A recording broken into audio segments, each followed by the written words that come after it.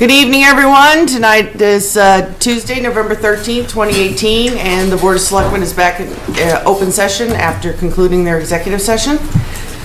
And if I could ask everyone to stand for the Pledge of Allegiance. I pledge allegiance to the flag of the United States of America and to the republic for which it stands, one nation, under God, indivisible, with liberty and justice for all. All right, do we have any amendments to the agenda tonight?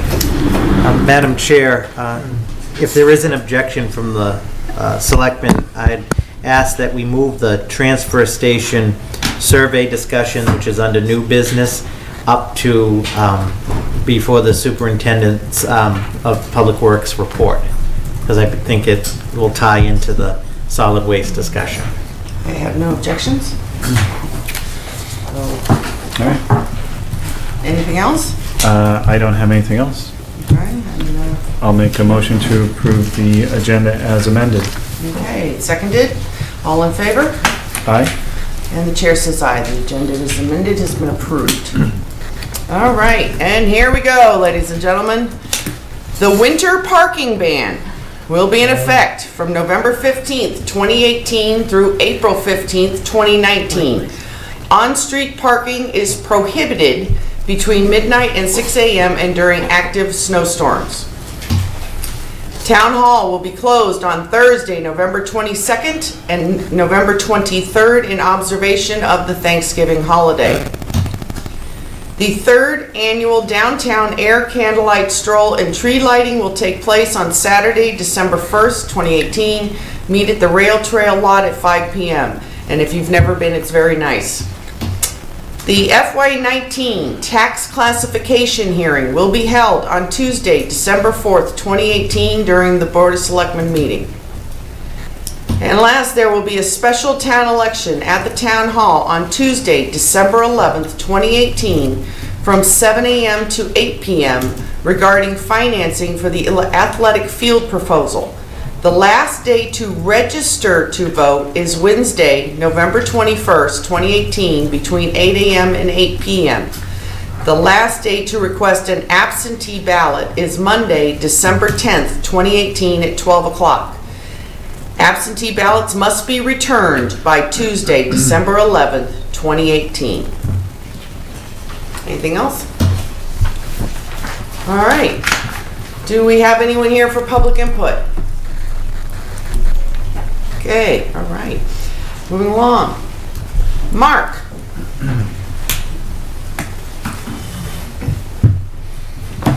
Thank you.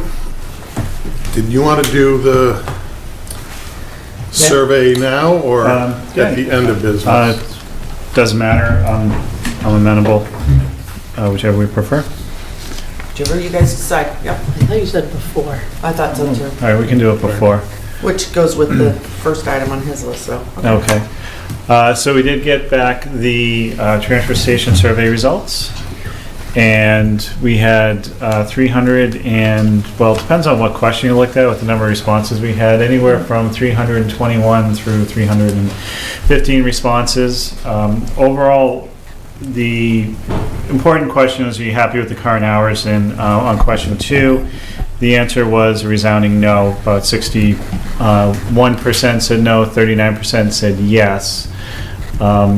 Digging into that a little bit deeper, majority of the people who did take the survey were transfer station users. Those who were not, we did ask, had a comment area, and it was a couple of comments for the non-users around either cost, convenience was one, and a few people who were just new to town and were kind of putting their input in before they decide what they're going to do. We did ask also if they were in favor of expanding the total hours that the transfer station was open, and that was a resounding no. 71% said no, they don't want to incur any additional cost for the transfer station hours. And when you say expanding the hours, do you mean the, like, what is it, the 24 hours to 24 like 26 hours? Exactly, Okay. correct, yeah. So not necessarily like the time of the hours. Correct, yeah, just the complete allotment of hours that it's open to the public during the week. So I think that it gives us some good feedback that people aren't happy with the current hours in the situation. They're not really in favor of incurring any additional cost for keep expanding the hours. And then we did also ask, we gave some possibilities of what people wanted, certain examples, and the majority one was to keep the 7 to 3 hours but eliminate the summer shift. And then the second highest on that one was 64 respondents said to keep the hours we have in place with now, which includes the summer shift. So I think that it gives us some good information to go on as we kind of look towards how we can better make the transfer station accessible to the public. Okay. Any thoughts on that, Mark? No. And I know if I lived in town, I wouldn't be going to the transfer station at 6 a.m.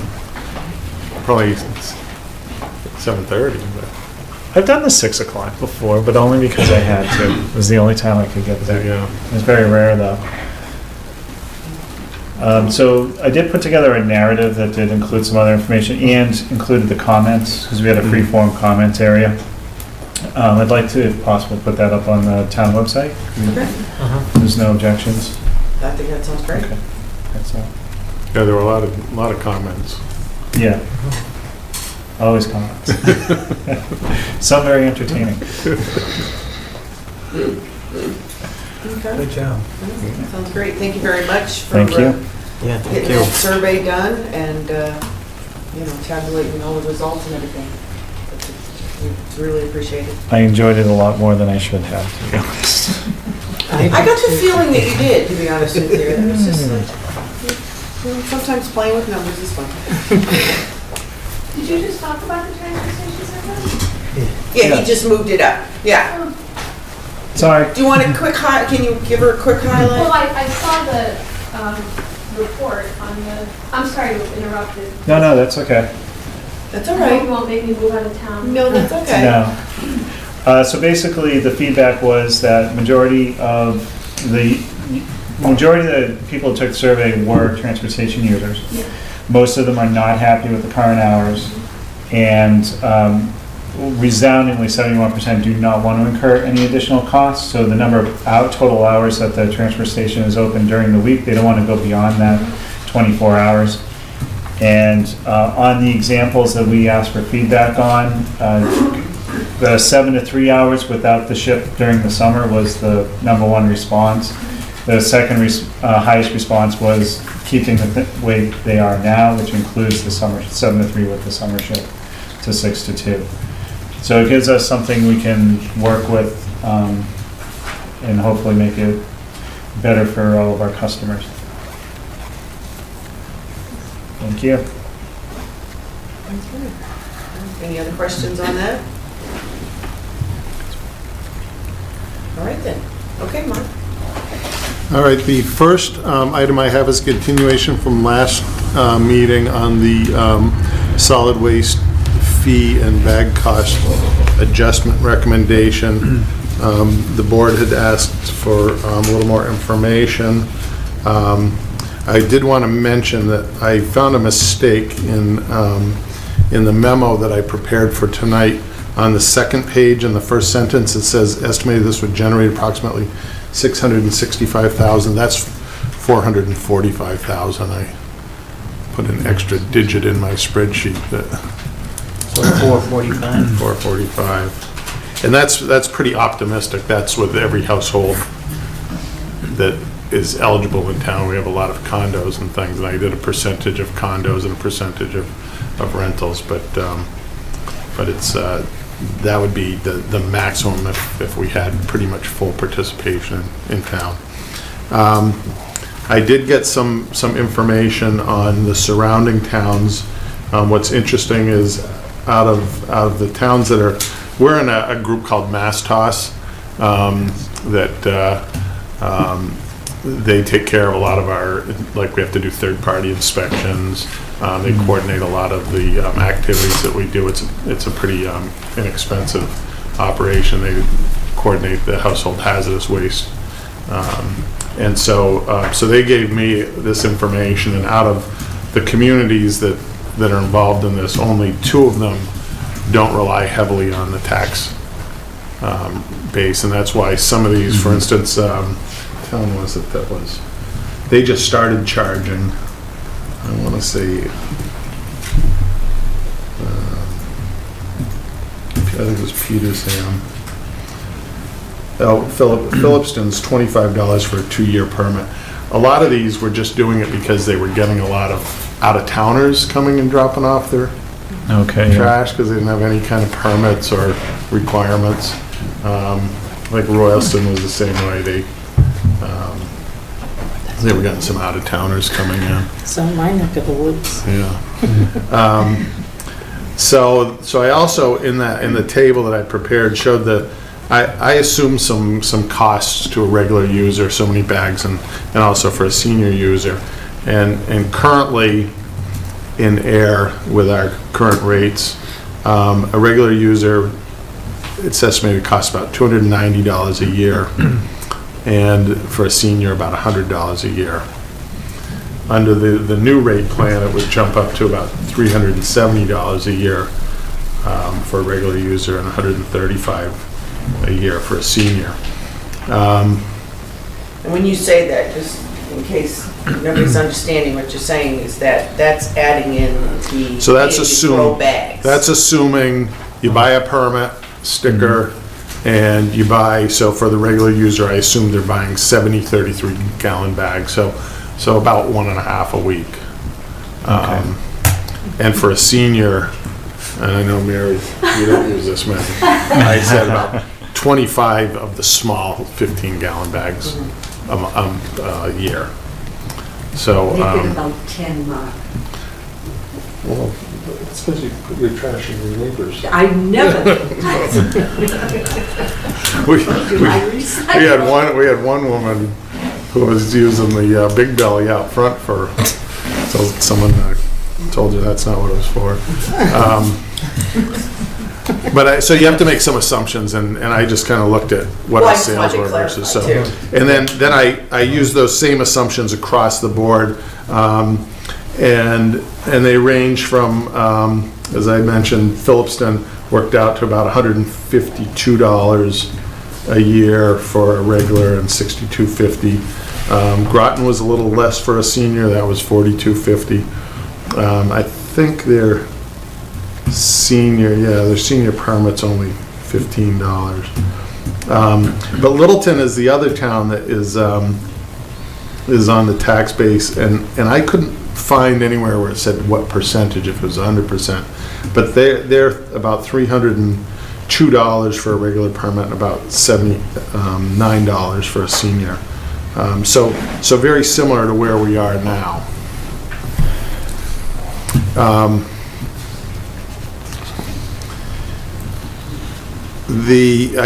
There was an option, so what I recommended, going with the pay-as-you-throw theory, that the people that use it more would pay more, was why I recommended a $10 permit increase and a $1 per bag increase.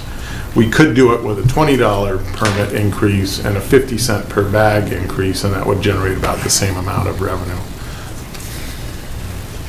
So just to clarify for the public, what exactly is the permit, like the fee paying for? Well, we have to collect a certain amount of revenue to operate our facility. And so we could do it all with a flat permit to generate that amount and not charge for bags, or we could just charge for bags, or a combination. Generally, the permit is that there's a certain amount of fixed cost associated with so much with the operation of the transfer station. We have to pay for some debt service. We have to pay for for the staffing, and some facility costs, and then we have our other disposal costs. One thing, let's see if I know I brought that we went out to bid this year for disposal and recycling costs, and those have gone up significantly.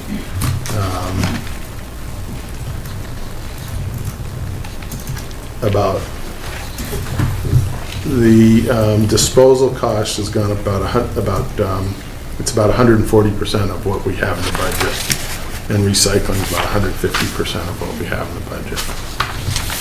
So, so our costs aren't going down. Right. As a matter of fact, on our last bill, we paid more to get rid of our recycling than we paid to get rid of our solid waste. And is that like a repercussion of China no longer taking the Yeah. recycling from the US? Yeah. Okay. And just to, also just kind of for the public, so at the transfer station, you can bring your recycling, you can bring Yeah. your trash, you have the swap shed so that you can, put stuff that's still usable, and you also can bring your compost, correct? For your food waste, Right, yeah.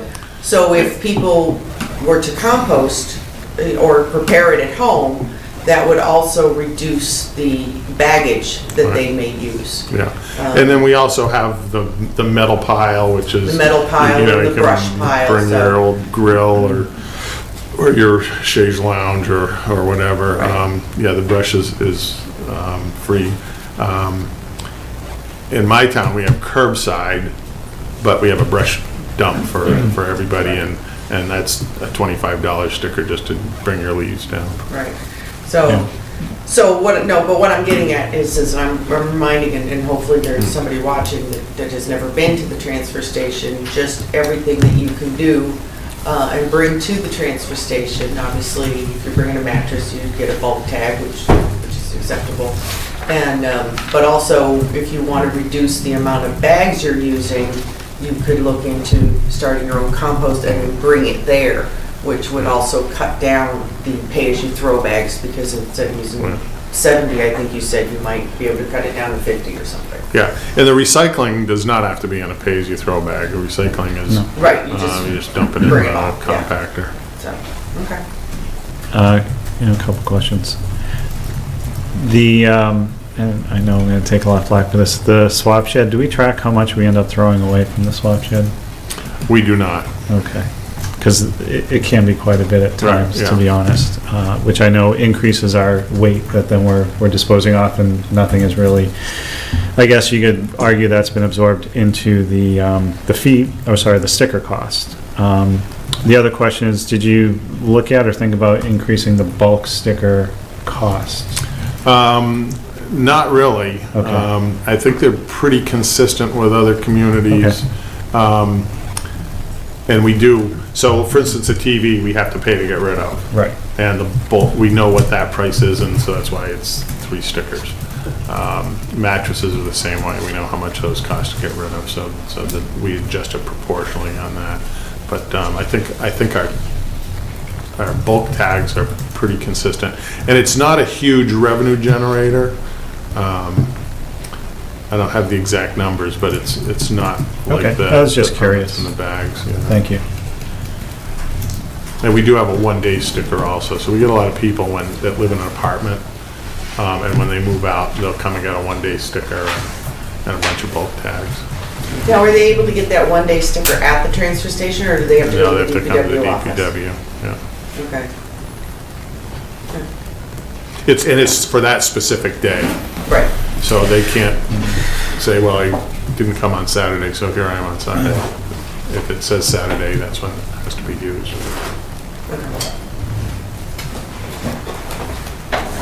In your presentation you gave to us a couple weeks ago, you had the number, you said the number of senior users was increasing. Do you have what that number is, per chance?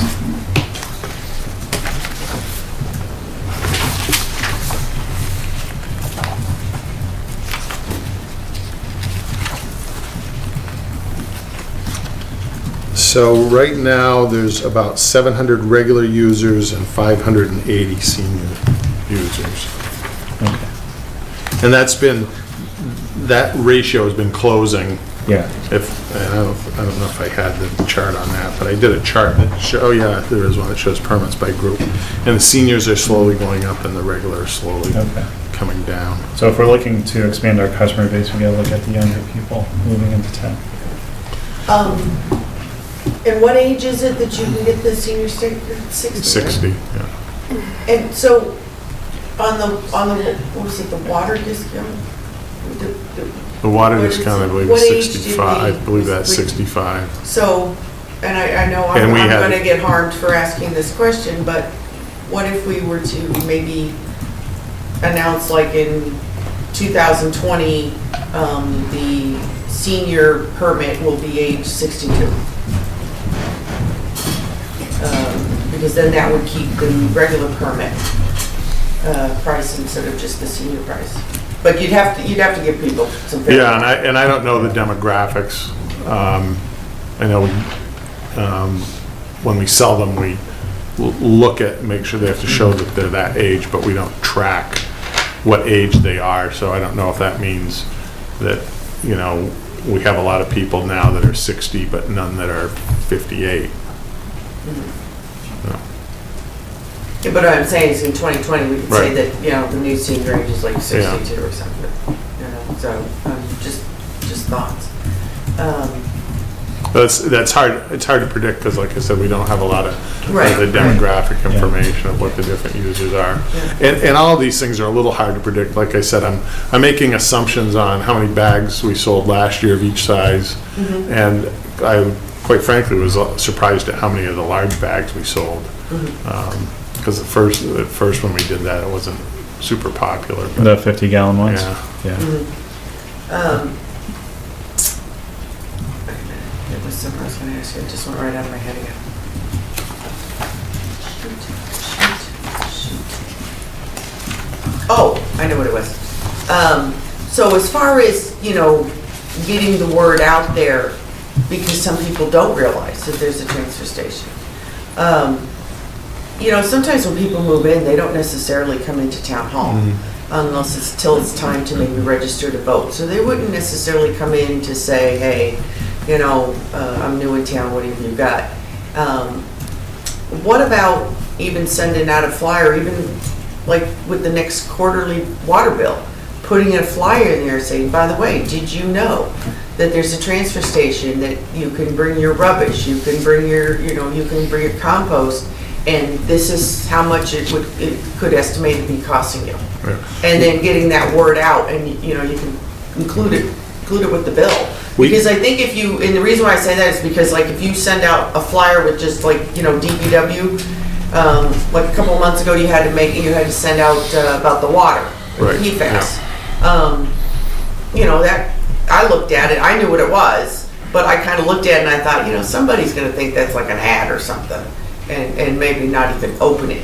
So that's why I'm thinking about if maybe you inserted it, in the bill as a flyer, as by the way. Because I do think some people don't know, and there might be some people out there that'd be like, oh, I'd love to do that, especially if they went up there and the swap shed and everything like that. Well, everybody who moves to town calls us for their water and set up their water and sewer account. So we communicate with them. I don't know if we make it a point to talk about the transfer station, but I know we can explain I think you should. what the transfer station is. We do get a lot of new people in town that call and say, what day does my trash get picked up? And we explain what the transfer station is. I've answered a lot of those calls.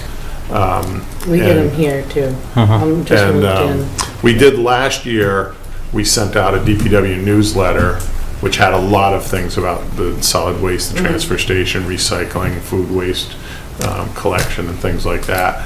And that's on my to-do list, to do another one. It's just not the highest priority right now, but we can definitely put something like that, and we can put stuff in on the water bills about that also. Yeah. And even, leave some flyers here for people who do walk in, hey, new in town, here's some info for you, okay. All right. What are we gonna do? Yeah, I So you estimated that the required revenue generated from the solid waste permit fees and bag sales is $264,157, as specified in the town meeting article weight 8 solid waste budget. This specifies a general fund subsidy equal to about 46% of the total budget. So you're saying it's funded, it's subsidized 46%? Yes. So let me ask this question. What is the impact to the town, to the overall town, if it was subsidized at like 60%? That would, I think, would probably be a better question to ask either the finance committee or the town accountant. At this point, we can't really do that because we've already had a town meeting vote that specifies. Right, no, I understand But in the that, future, if we wanted to change that, then obviously it would reduce the amount of revenue that you would require. I'm not sure what it would do to the tax rate. Well, that's what I would like to know, is what is the impact to the whole town if that was an option? 60%. Yeah, I'm using it as an example because it's currently like 46, so what if it was? Yeah, my understanding was the goal was we wanted to reduce it from 46 down to a lower. Well, that would be nice, but At some point, you hit critical mass on your users, though, where curbside pickup is the same cost. right. So that's, we're trying to figure out the best balance.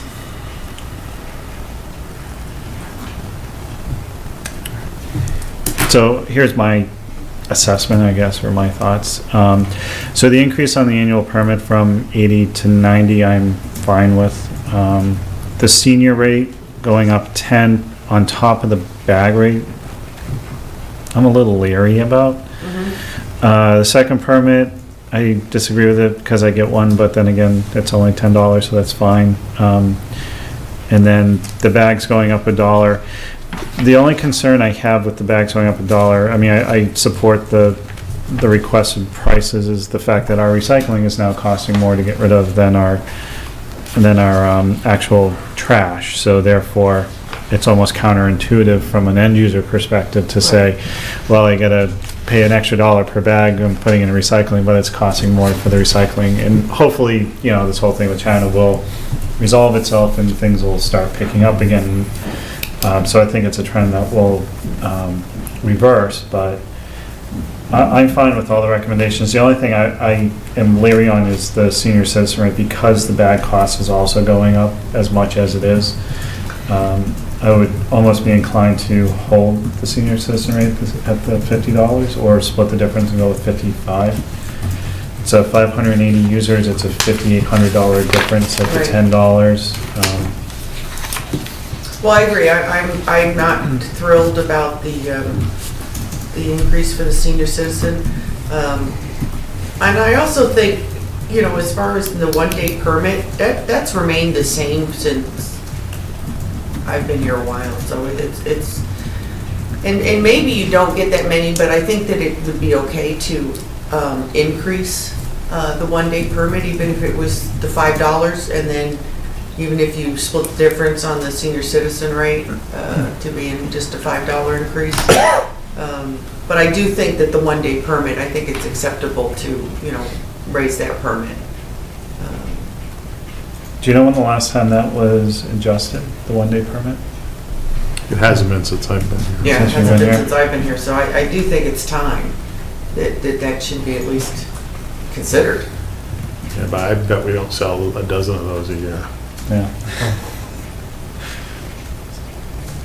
Still, even if you sold 10, that's, It is something. Yeah. It's not material. so, So if we went the senior 55, let's see how much. Times 580, 31.9. So that's not a huge That's about 3,000 less than what I'm projecting. Yeah, I mean, it's been subsidized in the annual budget every year. That number has fluctuated. It's come down over the years. But I think we've been around this level for quite some time.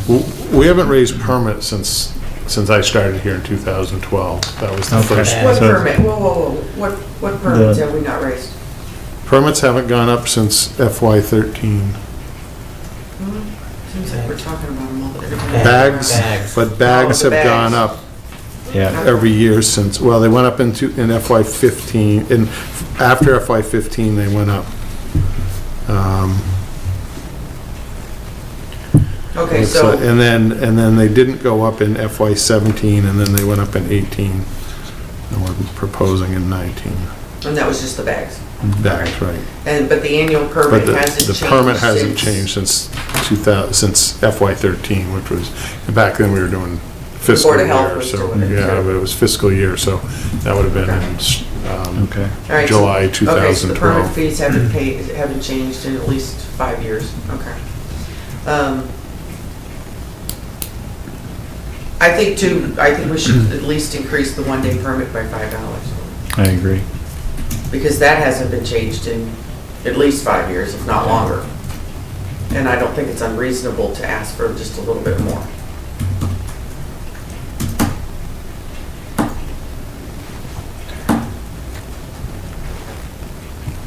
And the bag fees just drive me crazy. It just, well, I mean, it just does. It just every time you turn around, it seems like we're paying bag fees. Those things, it just drives you crazy. But there are ways to decrease that because it is pay as you throw, so I don't have too much of a heartburn on that. So what are we deciding with the senior citizen rate? I'm fine with the 55 as the increase for that. I'm So fine just a with $5 increase And then change the one-day permit to to 15. 15 is perfect, is Yeah. good. Yes. Okay. And everything else we're okay with? Yeah, everything else seems fine. Okay, then I would, Do we need a motion? I think so. So I'll make a motion that the transfer station fees, as amended, with the senior citizen rate being 55 versus the 60, and the one-day permit being 15 versus the 10, be approved as presented by Mr. Wetzel. I second. All those in favor? Aye. Chair says aye. Thank you. Thank you, Thank Mark. you. All right, next on the agenda is we have a change order for our wastewater treatment plant Phase 1 upgrade in the amount of, let me see if I can get it right, $43,124.68. And don't ask me how they came up with that number. As you know, we're doing the treatment plant upgrade in a number of phases. So the first priority was safety, some electrical systems, and then some cosmetic stuff. We're doing some, trying to set the stage for the next phase, which is also the solids handling and some other process upgrades and instrumentation. So when we got into this, we decided we're putting in a whole new fire sprinkler system, and there's a lot of old equipment down in the basement, a lot of old concrete equipment pads. So we're demolishing all of that, and that's what this change order is for, is to get rid of all that stuff. So if we don't do it now, we would have do it in the next phase. We actually negotiated the price down about $15,000 from what they originally proposed. So this is for signature by the board. I'll make a motion for approval of change order number 1 for Waterline Industries in the amount of $43,124.68. Seconded? All in favor? Aye. Chair says aye.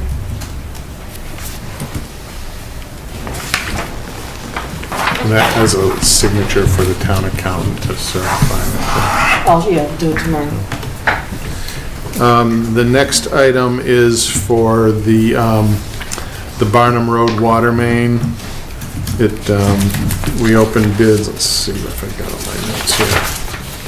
We opened bids on November 4th. This is the interconnection between Ayer and Devon's as an emergency supply.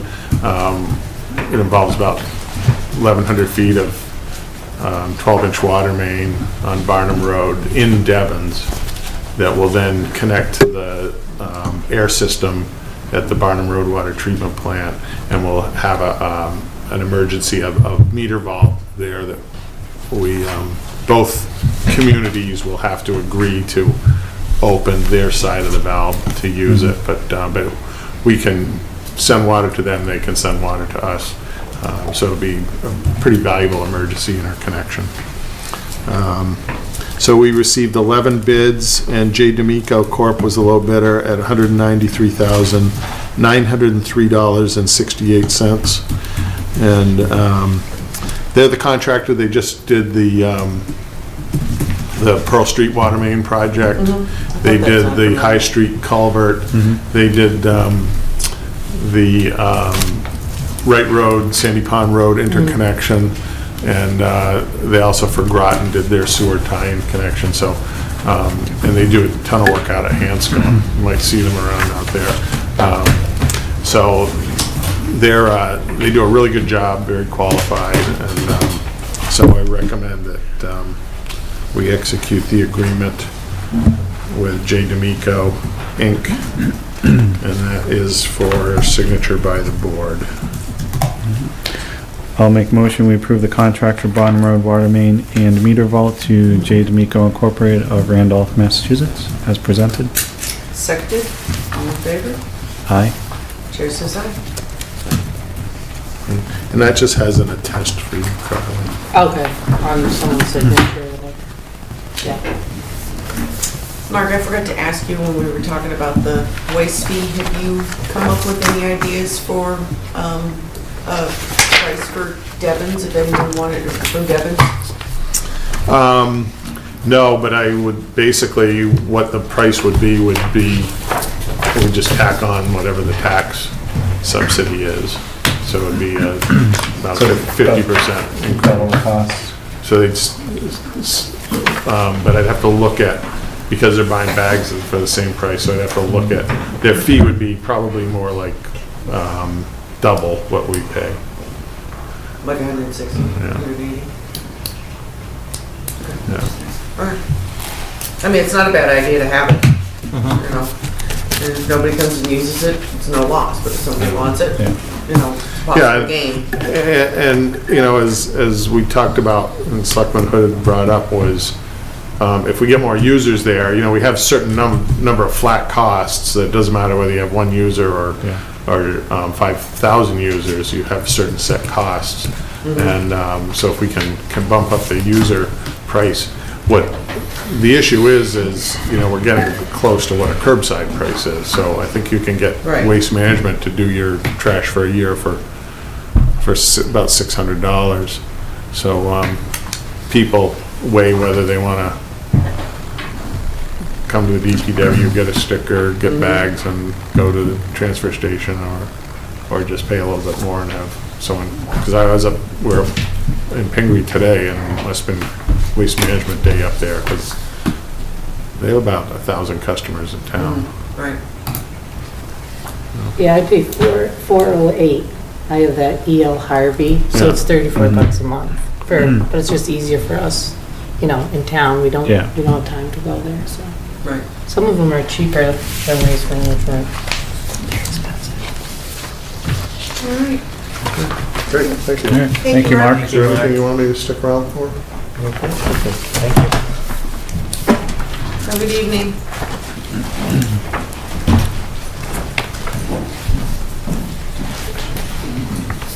Hi, Alan. Good evening. Hey, Alan. Yep. Some visual Shall I keep all these in here? then? Yes, you shall. Yes, I shall. Is there? Shall. Not may, shall. Don't mess anything up, Al. Trying so hard. No pressure, no pressure.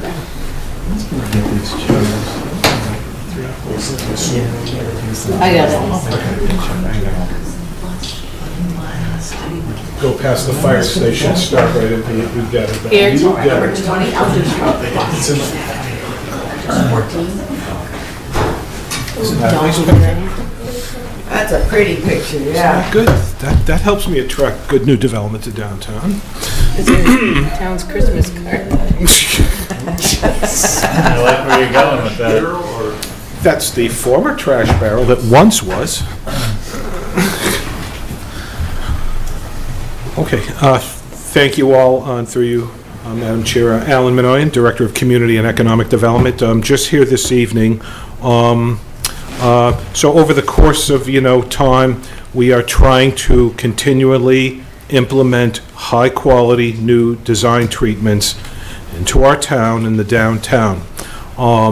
We all know that the Ayer commuter rail station is, in terms of its physical qualities, its design qualities, its presentation to our townspeople and people that come here to visit or do business or whatever, adversely impacts our efforts to attract quality redevelopment, new business attraction growth, all of it, to our downtown and our town.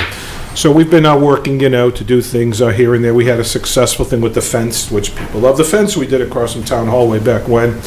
So as we've gone out, and Robert is always challenging his team, say, folks, come up with some concepts, some good ideas, cost-effective, high impact, where we can make improvements and not wait for whoever, whenever, to make it right for us. So to that end, I spend a lot of time out in this area, and I thought, okay, one of the biggest issues, as we all complain, is you look at the commuter rail station just standing in front of it. It's blown open wide to the back of what is a working freight rail, in other words, yard. Unlike most of our other towns and communities along the line. Now, don't get too ahead, Carly. Come on, you gotta have the drama. Come on. I know. Hey, I'm trying. So we looked at it. We're hearing it fine. So I looked at this and said, okay, here's a concept. Let's introduce perhaps a screening treatment, an architectural or visual screening treatment, because the issue is the working yard in the back is a catastrophe, disgraceful, which we have communicated to the MBTA and Keolis on many levels and many times. So I thought, let's make something happen, because that's what we're good at doing. So let's erect a fence, not a wrought iron fence, we cannot bear that cost, of course, but let's erect perhaps a black chain link fence running a 265, length, running, between the front of the station where people visualize the station, form opinions, just the experience of being out there. Put that fence up, but we don't want a chain link fence as the backdrop. The point is, use that chain link fence 6 feet in height as, if you will, an art wall or a design wall, an architectural backdrop for the station. Introduce the fence, and then we can introduce a fence wrap treatment. I've done this in certain places. It's sort of the mesh type product that you see. You sometimes see it on construction sites, usually great cities where they're doing, but you can put anything visually on these fence wrap treatments now with digital photography. So I thought, lay the fence out, let's create a beautiful backdrop that now will visually screen the really abysmal and damaging back working yard, and let's do something very creative and dynamic with it. So you go out there and say, Mike, it just creates this really beautiful urban design upgrade to our rail station. And I thought this may be cost effective as well.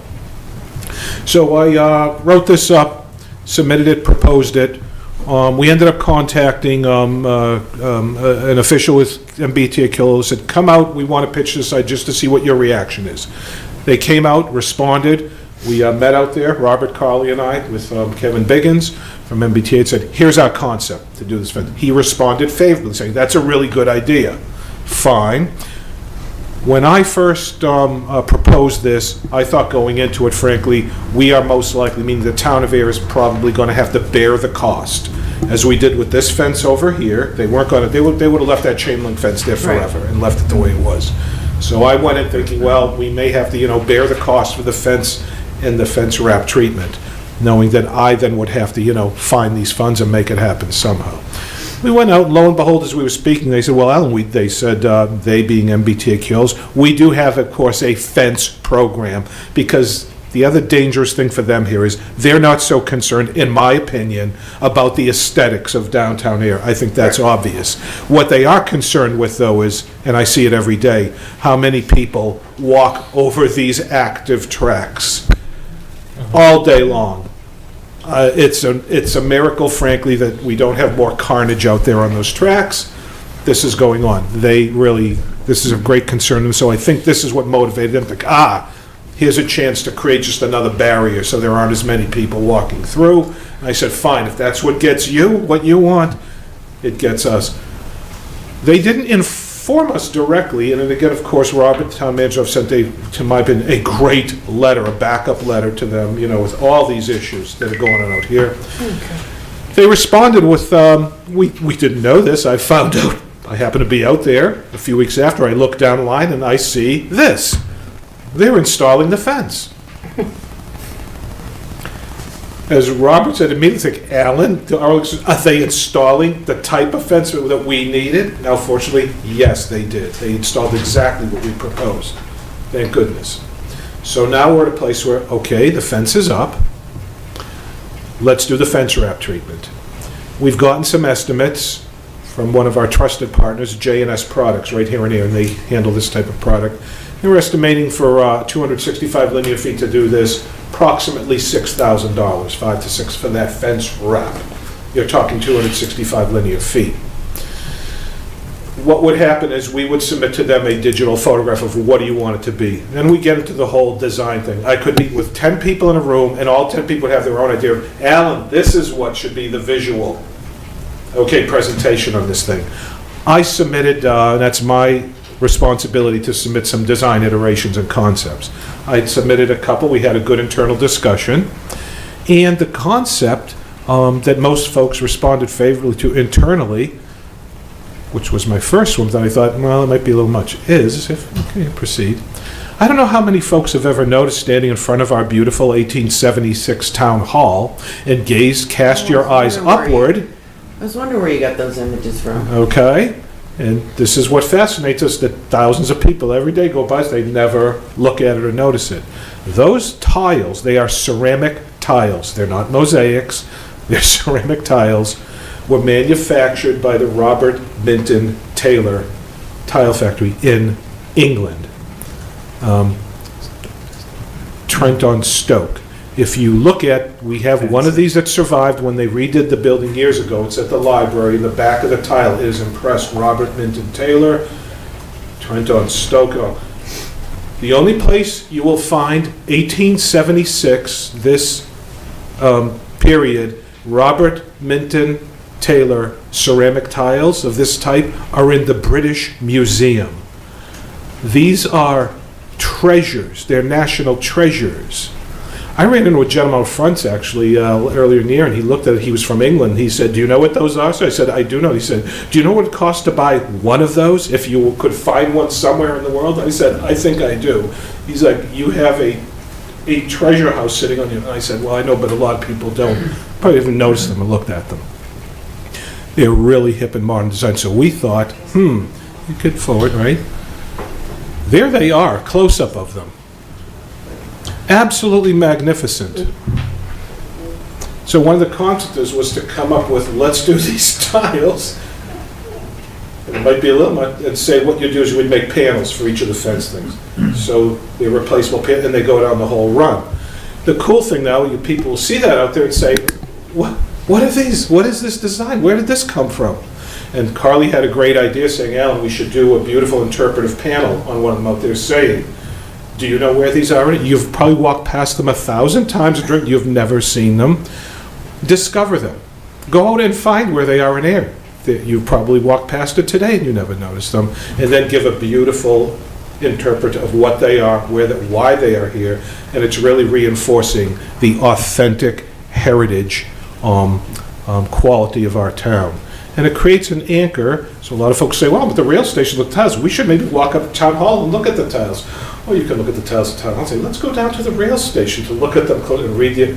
You're creating dynamic, creative thing. I would also venture to say, if you go up and down the line, the MBTA, no one has done anything so quite creative and profoundly heritage-based on any other rail station.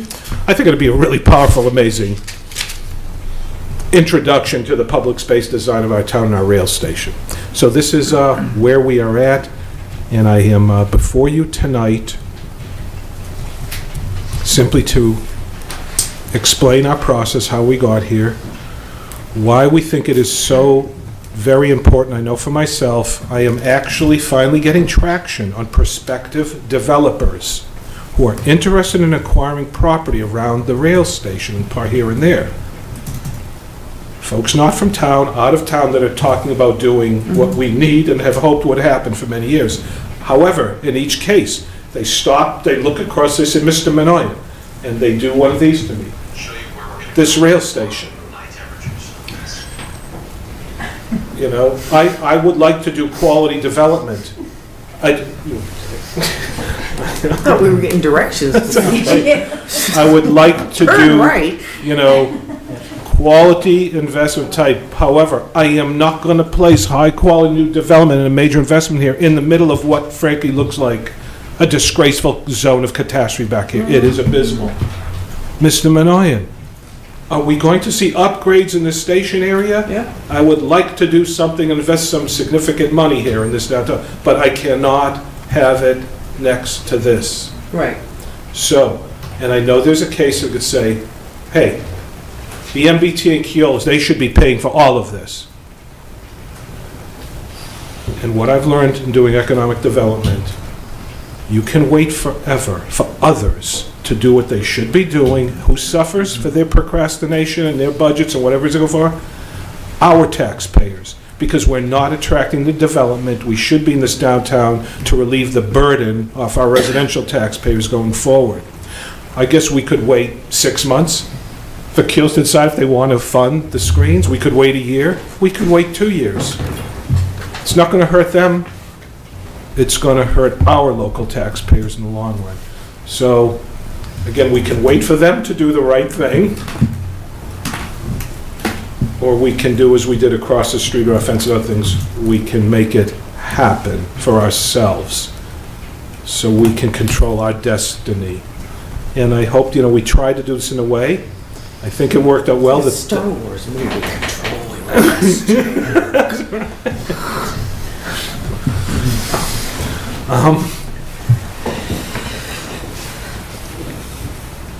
And I think we've done this hopefully in a way where we've gotten a favorable outcome, because the MPD did end up paying for the erecting the fence and doing all that. So now it's the fence wrap treatment. Okay. We know budgets are tight. We think we have a winning concept here. We know it would make immediate impact the day it's put up. I will call the Boston Globe. We will feature it. People will come here and say, we have to go to Ayer Station to look at the tile, the design thing. And then I'll venture to go so far as to say, The Queen of England is coming. yeah, why not? I hear Mary, but I would go so far as to You can say, get the Queen of England here. other communities on the line will come up here. You will start seeing people copying what we're doing, saying this was brilliant. Instead of putting up cheap, and Robert just made me promise one thing, Alan, don't put up pictures of people with smiling faces and all these strange things. So, Madam Chair, We're ready to make it happen. Selectman Hood, so I will make the request to the board. Alan has done a fabulous job. The partnership with the MBTA is improving, and I appreciate the Board of Selectmen's support as well, as it has not been as fast or at the level we would like, but it is moving in the forward direction. The choice we have is, the issue is we need $7,000. Oh, in the packet it said 6. For 6? Okay. Well, it says approximate, Yeah. so, okay. So $6,000. I've looked in the budget, obviously there isn't $6,000. So this is the choice. We would have to wait until July. In other words, build this into the FY 2020 budget. Or if the board, and it's up to the board, we could do this treatment now, as Alan spoke of, would recommend authorization of $6,000 from the UDAG to be replenished as we've done before at town meeting. So the issue is where there is the momentum to do it now or to do it post-July. And that is, it's always the money, as they say, the crux, if you will. That is sort of the request for consideration before the board tonight. So I know we always replenish the UDAG, but like, what's our current estimated request to replenish the UDAG coming up? I've forgotten where we've left off. It is considerable because of the eminent domain acquisition and so forth on that. And I am aware of that and sensitive to that, and it's just, we'd like to keep the momentum going. Just ask Yeah, the no, but it's a fair point. We will be discussing with you and the FinCom very shortly the plan for replenishment for the spring on that. I understand that you're asking for the funds from UDAG because government runs at a snail's pace. Even if we do approve it out of UDAG, I would still go after MBTA to pay for it, even if it takes us a year to get the money back. Absolutely. It's reasonable, yes. Because they've neglected this station way too long, and we shouldn't be footing the bill for everything that we do just so we can make our town, a little Look more presentable. aesthetically clean, Yeah. I'm trying to think of a nice way to say it.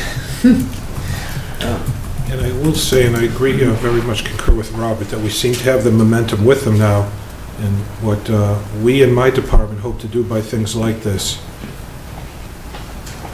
So we'll go forward, we'll make it happen, then we use that as leverage to them, again, saying, as we did here, look what we did, we funded it, and now and we keep reminding them, why do we continue to do these things? Because we want what you want. We want to escalate ridership on the train.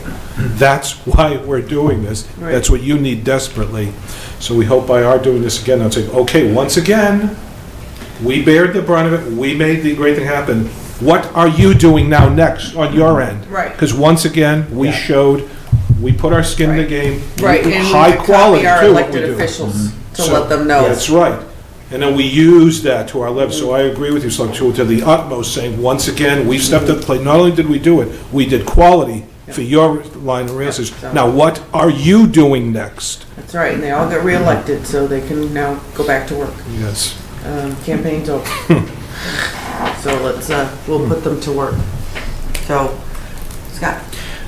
Question, in your memo you have a statement about graffiti and possible vandalism. Yes. What would be the process to replace those, and would that incur additional setup printing costs? Yes, thank you. for Depending on how many, Yes. And when you put something like out this in an urban environment, it's going to be so new and striking, it will be targeted.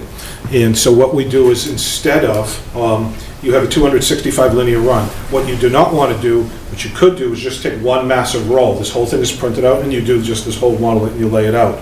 When it's tagged or anything, we are going to do individual panels for each Okay. of the segments of the fence from pole to pole, knowing that, all right, if one of them is, targeted, gets graffiti, and we will buy like maybe 5 extra panels, and we'll keep on the side. So and the cool thing about this is, which Carly and I sort of self-design-wise, it's like you want to have this good repeating kind of treatment, so that if one gets graffiti or vandalized or cut, you say, we go right out there in 48 hours, if not 24 hours, done, and you put the replacement panel up. That'll go on. It's usually the case. They'll hit it the first time, because it's exciting and it's new and strange and beautiful and it must be attacked. I was one of those kids who used to do that in Lowell when I was 13 years old. But, all right, I shouldn't say I thought you looked like trouble. that's right. And then after the second time, it becomes boring. And it's there, and then it's left alone. that's how it'll work and happen. And we're prepared for that. So Madam Chair, are the extra panels built into that 6,000? Yes. Okay. Is it only 5 that are built into that? I suggested 5 up Okay. front, yeah. And I'm hoping it shouldn't go further than that if it does happen. Well, yes, because my other question then, and I know may not be the right people to ask, is if there are any cameras or anything over there that, you know, if the graffiti does become an issue, we could persecute us. And I believe I know there are cameras on the back of Carlin's property there, and I Okay. believe there are cameras on the back of the mobile station as well. It's meant so. Okay. I think there are, so that we would work with our property owners and partners, that's right, All right, to excellent. make sure. Mhm. Any objections? No, I Okay. kind of perused it, but I didn't quite understand the panels, but now I get it, so. I guess the only other thing I would ask is, I would maybe revisit the 5 extra panels. Sure. It doesn't seem like a lot to me, but I don't know, Madam Chair, if you have any thoughts on that. Does seem like a small amount, but yeah, I'm got my fingers crossed that that's okay, but. I'll bet anyone around this table $5 that more than 2 of them will never be vandalized. All right, can everybody, get this at on video. 8:03 on November 13th, No more than 2 of them. he just made a bet, so, all right, Yep. okay, everybody keep posted. And so you're looking for 6,000 as the cap, or? Okay. Yes, and frankly, if there's any differential that goes over that, I will bear that cost from my budget and my Okay, department. fair enough. I will make a motion then to authorize utilization of UDAG funds in the amount of $6,000 to fund the digital printing and setup and fabrication of the fence wrap for the Ayer commuter rail station. Seconded. All in favor? Aye. Chair says aye. Congratulations. Thank Good you. work. We'll make it beautiful for the town Thank of you. Ayer. All right, we're counting on you. And Madam Chair, if I can, I just want to commend you on you are showing some beautiful turquoise tonight. And earrings, beautiful. I just was in New Mexico the weekend, so That's the I'm place to being get the good I'm being stuff. flashy. Thank you very much. Yeah, no. Thank you. Thank you, Alan. Thank you. Robert? Madam Chair, members of the board, good evening. Under the administrative update in the packet, you have all of the town warrants, payroll, and accounts payable that were reviewed and approved since the last board meeting. And on the administrative update, just a couple of quick points. A lot to do with the FY 2020 budget process being underway. All of the capital requests have been submitted on time as of November 2nd. There is a web page under a tab under Town Manager tab on the website called 2020 Budget. So when you click on there, the plans will be up there this week, the capital plans. I know the board has them, the budget calendar. So the 2020 Budget tab, everything you want to know about the budget process will be there. Additionally, for those that don't use the internet or web, a hard copy of that capital plan is available, will be available at the BOS counter during our regular hours. The Capital Planning Committee will have its first meeting on December the 5th and is meeting throughout December, and we will keep the board updated as that process moves forward.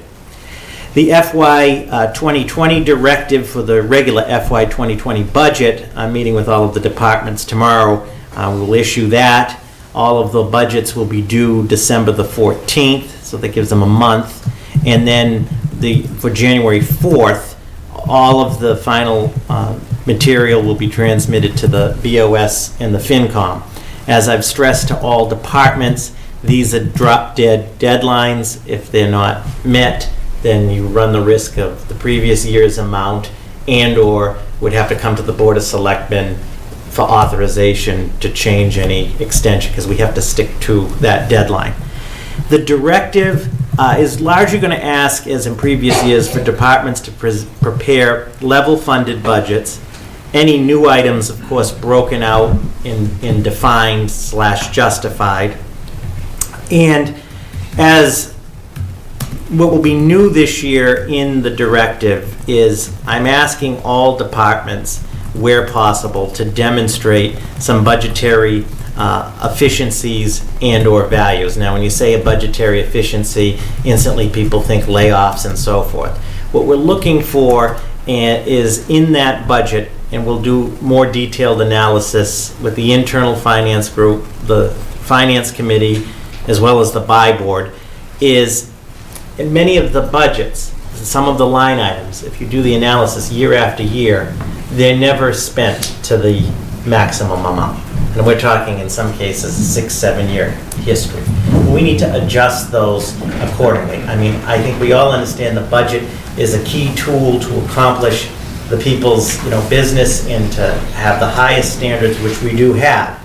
But I think we need to, especially this year, really look at any potential efficiencies in each of the budgets. Where, is it year after year, okay, line item for a certain thing has always been 10,000. But for the last 5 years, or the last 10 years, only 8,000 on average is spent. So adjusting there. Also looking at values within the budget. In other words, whether they're savings. I give an example. Our new treasurer, Ms. Tierney, has started a very proactive tax title, and I'd like her to come to a future board meeting to talk to you about that. And she's begun to generate revenue coming in through the tax title process, which we hadn't for some time. I mean, there's value there. So our goal with that, having the departments look at it in that sense, what we're doing at the buy board level, as we've discussed, we want to change some of the material that we present to town meeting and the public, give it a fresh look, but also to be able to demonstrate in more detail to the public what their budget is really about it. For example, one of the things that was brought up by Selectman Hood, often you just have this big number line item, for each of the things on the 50,000 foot view. Taking the next step and breaking some things out, especially personnel things and so forth, so people see the exact costs. So there'll be a section in the directive looking for these sort of efficiencies and values from all departments. And as they're identified, and we're not just looking for just cuts or just cuts for the sake of cuts, but really looking for those, then the selectmen, FinCom and so forth, we can discuss that in more detail. So that process will be underway. I hate to talk of January when we're just in November, but we're moving forward.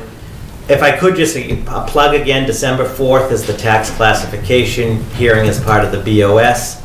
As I've discussed with the selectmen, the contract negotiations are underway. We have 3 groups, DPW, fire, and police superiors. The December 11th is the special election for the debt exclusion for the field. The town has switched over to online time cards, so we've gotten rid of all of the paper time cards and we've gone to this time and attendance system, and I want to thank Ms. Tierney and Mr. Johnson for getting that implemented. So now everything is authorized online by the appropriate supervisors and so forth, can also make online requests for time off and so forth. So we continue to develop that system. And as I mentioned, at the appropriate time, I would like Ms. Tierney to come in and give an update to the board on the tax title system she's putting into place and is already generating results on, because I think that's important, not only for the board, but for the public to see. So a lot of budget work with obviously the commuter rail folks, the MBTA, the water and sewer connections for the bathrooms work will start on that. Were they able to find the pipe? Right after Thanksgiving, they found the pipe. That will be starting. We will be putting a binder coat. The town will not be paying for this, but there'll be a binder coat put on the footprint of where the Advocates building was for maintenance purposes and mud and what have you, to make that safe per the board's letter. So again, but a lot of budget stuff this time of year as we move forward. So if there aren't any questions, my first action item in your packet is the home rule petition technical change for House Bill 490, the all alcohol license for the vineyard. As the board is aware, town meeting approved the all alcohol license for the vineyard. That was transmitted to the legislature, and through that process, Representative Harrington's office contacted us. And in your memo, and I want to thank Ms. Antonellis, who took the lead on this project and for putting this together, you have highlighted in red, these are the changes that the state has requested that the board vote to approve to that bill. These have been reviewed also by our council, and there are no issues. With home rule process, again, the state, we have no control over these type of Right. changes. And what it looks like is it's just clarifying, like that he can't take the license and go to a different location, that it's just at that spot. So it looks like it's just kind of cleaning up the language. Yes, and Ms. Antonellis is the expert on this because she worked there. The House lawyer, the Senate counsel, House counsel, like all councils, like things a specific way. So absolutely, there's no substantive changes, but Right. it's more of Okay. clarification. It really, yeah, depends on which counselor you get in House Council. I mean, they copied and pasted the text from something that passed last year. So we thought we were fine. Yeah. Right. And Okay. then this lawyer wants it a little different. So it's just a technical change, so it doesn't have to go back to town meeting. Okay, yeah, So- I didn't see any, like, substantive, it was just like cleanup or something, so. So respectfully, we're just looking for a vote of the board to adopt the technical changes as outlined. I'll make a motion to adopt the technical changes as outlined in the packet. Seconded, all in favor? Aye. Chair says aye. Thank you. Thank you. The next item, as I had informed the board, is the ratification of the Peroni Park Perimeter Path contract. This project went out to bid once, and it came back quite over. There was $72,000 appropriated for the project through CPC funds. All the bids the first time around came in very high. I want to thank Jeff Thomas and our town engineer Dan Van Schalkwyk for their work in putting it back out to bid, because I'm pleased to report it came back at $60,000, so the $12,000 savings. The issue is the contract is procured under a process called 3039M, and it requires signature by or ratification of the signature of the town manager by the Board of Selectmen. This project is underway, it's weather sensitive, and it became available to proceed on November the 1st. The board wasn't meeting till tonight. They're worried about the weather, they've already started. So I'm respectfully asking if the board would make a motion or take a vote to just ratify the contract in the amount of $60,000. So moved. All right, I'll second. All in favor? Aye. Chair says aye. Thank you. The next item, and I don't, through the chair, how the board wants to proceed, item number 4 is a review of the October 22nd, 2018 special fall town meeting. I have an update and some suggestions and comments, and through the chair, if there is an objection, I know that my colleague, the town clerk, Ms. Copeland, does as well, as, and I'm sure the board may have some thoughts, concerns, and so forth. So it was put here under my report for discussion. So I don't know who wants to start, or... It was a mess. There, I started. It was confusing.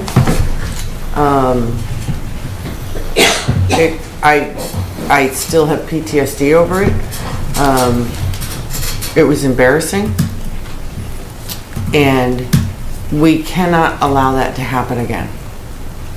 the board signs the warrant because obviously we thought everything was fine. Then As we did were I. informed that the people who were sponsoring the articles, that they decided they weren't fine. Then they took it to town meeting and tried to amend articles, and then decided, oh no, that's not the amendment, and after spending 15 minutes of even trying to amend an article, so, oh, I amended it wrong, forget it, I withdraw my amendment, and nobody knew what they were even amending or approving. Unfortunately, we need 2 clickers for the screen, you know, a click to the slide and a separate pointer, because I guess that was causing a problem. So people felt like something nefarious was going on. I mean, I knew nothing nefarious was going on, but even I was starting to get a little like, what is going on? So, though the Board of Selectmen do not run the meeting when we get there, what can we do to assist in ensuring that there's always going to be some confusion and chaos at a town meeting, but what can we do to make it better so that the residents aren't walking out of there feeling like they've been cheated or lied to, and maybe with less of a headache? Okay. Let me offer the following and what we've done to date. I am often told, because I'm the town manager, that the fish rots at the head and various Never heard that things. expression. That the fish rots at the head. So, the tone of town meeting legally, under Mass General Law, Chapter 39, specifically Section 15, is town meeting is run by the town moderator. And the moderator sets the tone for the meeting. And on October 22nd, this isn't the first time this has happened. There was no official welcome. How I approach town meeting and how we should always approach town meeting is assume that everybody in the seats, this is their first experience. We know that's not the case. There was no introduction. Nobody on the stage was introduced. In the past, the town clerk and Ms. Antonellis have prepared a script that was not appreciated, nor was that wanted. Nobody was introduced. The meeting started, in other words, didn't point out where the bathrooms were, basic things like we'd like to ask that everybody come to the microphone, state your name and address. In other words, set a professional tone. The second thing is there is this fascination, not by me, but there is this obsession about the issue of speed and time. That we have to, now we've had an excellent track record of one-night meetings. I'll be the first person to tell you, I think we could all agree, yes, efficiency is key, but everything is rushed. Everything is rushed. There's an anti-presentation view by the individual that is supposed to be running town meeting.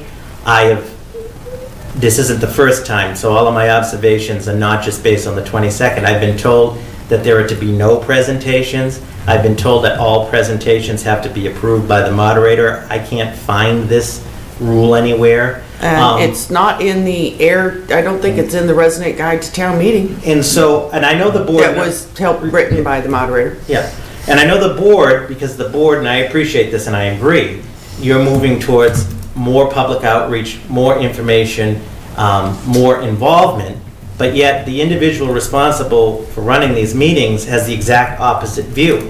What time are we going to get out and no presentations? Case in point, the other thing is, like many, I spend, and many of my departments do spend a lot of time preparing for this.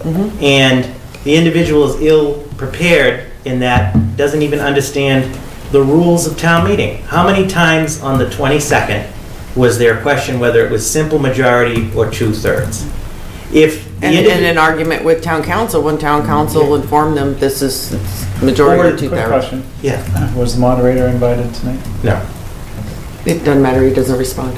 And to Selectman Hood's question, if the board would like to invite him, they can. I am told he is an elected official. He runs town meeting, and basically, that's that. For example, all of the articles except for the school were planning board articles. We recommended that the planning board be put on the stage. And in other towns, they allow that. The last time I put the planning board on the stage, I got reamed out why the FinCom, this is the March meeting where it was the zoning bylaw, I got reamed out why wasn't the FinCom that had no articles, I'm just saying, onto the table. And I just feel that if I was running the meeting, you would be prepared. For example, all zoning articles require a presentation at town meeting by the planning board or their designee. The planning board, and I'll get to them in just a second, the planning board had designated the town planner. 5 minutes before the town planner, who reports to me, is going to start to make his presentation, he gets accosted and reamed out by this individual that he has 5 minutes. When I had told this individual 2 weeks prior, I believe you sent an email and I sent an forwarded email to us. that effect, that he would be making brief presentations for the benefit of the people at town meeting, that the planning board, which some of that may or may not have changed, has designated him. It's a requirement. I don't feel that a department head that is about to make a presentation deserves being reamed out 5 minutes before he or she is going to make a presentation. Let me just pause you for a second. So I just want to point out too, first of all, this conversation the elected officials have made over the years. I'm elected, I can do whatever you want. So I'm elected, I cannot do whatever I want, so neither can anyone else. It drives me crazy that comment was made to me at town meeting, and it drives me crazy. No, you can't. You were elected by the people. You serve the people. I cannot do whatever I want. And I don't believe I do whatever I want. I wish I could do whatever I want once in a while. In anything. But you can't. And this elected title, you're elected, is enough. But also that I just want to remind everybody is that as far as the chain of command goes, Robert, the town manager, reports to the Board of Selectmen. So to have another elected official ream him out, I don't appreciate. So if they want to ream him out, they can go through the chain of command, which has come to the Board of Selectmen, and bring their complaints, and then we'll ream him out if it's deemed necessary. The town planner, who was appointed by the Board of Selectmen, also falls under the administration of the town manager.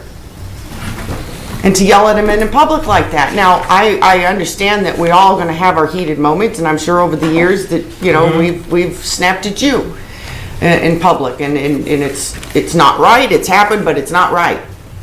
But this mess is unbelievable. Please continue. So this is what I propose is that in previous moderators would come to see me, we would go through the warrant and so forth. That hasn't been the case. If you look at the town of Groton, their moderator, Mr. Kawapi, is sort of a leader in the state. He has a website page leading up to town meeting, 2 weeks up to town meeting. He actually offers office hours at town hall to talk to anybody that may have questions about the procedure and so forth. The citizens of Ayer have elected this individual to run a professional meeting. There needs to be some, I mean, we're doing our part on the outreach, and but that individual also needs to do part on the outreach. There is a Moderators Association in Massachusetts that meets a professional that offers, you know, training and other support. I know Ms. Copeland, as the town clerk, belongs to an association of that nature. I, as the town manager, belong to a couple of that nature. So what I'm getting at is we need to set a new tone at town meeting. A more professional tone that's welcoming, that explains, that introduces people, that slows it down. I'm not saying just to slow it down, but I don't think I'm the only one that has observed this. There's this huge rush, that there needs to be presentations within reason. I understand that we don't need or want, we have to be efficient and so forth, but when there's this attitude of, no presentations, we have to get out of here type of thing, it creates a lot of tension and anxiety amongst the other departments and so forth in presenting it. On the planning board piece, and I've talked to the planning board, Ms. Antonellis went to one of their meetings at my request with respect to the 22nd. Moving forward, all articles that are coming from any board or commission have to be submitted using the submission sheet and signed off that everything has been completed. Because it was my understanding that everything was all set with those articles, contrary to some comments. First of all, they knew about these articles back in March. They formally knew about them 6 weeks leading up to town meeting, and nobody ever communicated to the town planner or me, meeting from the planning board, that there was an issue. So it just goes, you go out on a limb. I know they had the public hearing. It was reverse, which can be done. That won't be the case. Moving forward, any and all articles, when they are before the Board of Selectmen at this point, have been signed off. This is it, no changes, meaning going into the warrant. Changes at town meeting are fair, obviously, signed off, and so that we have a crystal clear system that this is moving into town meeting. That wasn't the case because, unbeknownst to me, apparently there were some issues that added further confusion to town meeting. So I think we have a process and an understanding in place on that. And the planning board, respectfully, I think all boards, committees, anybody presenting at town meeting should be not only versed in a basic sense about the essence of the article, but also of the procedures of town meeting to some extent. I know we've done the guide, and maybe we need to do some other things. The last piece, town council. In this particular case, and we'll talk about town, I have it as a next item, but the school project has been a confusing procedure from even before town meeting in both towns. Not making excuses, not condoning it. It is what it is. On top of it, the council that we were sent was not the council that had been working on it due to an issue that added further confusion to that as well. Town council has taken ownership of that, including those costs as they are moving forward, but we have an understanding that there needs to be consistency, moving forward in that sense as well. So again, I think lastly, in talking to my folks, department heads, especially on something like zoning, which by its nature can be confusing, it can be, and I don't mean this disrespectfully because it's important, but it can be as dry as toast. We need to do a better job, and we've had internal discussions on more visual presentation, no more texts. All that text that was up there, and you're right, with the clicker going back and forth. It was a perfect storm that night.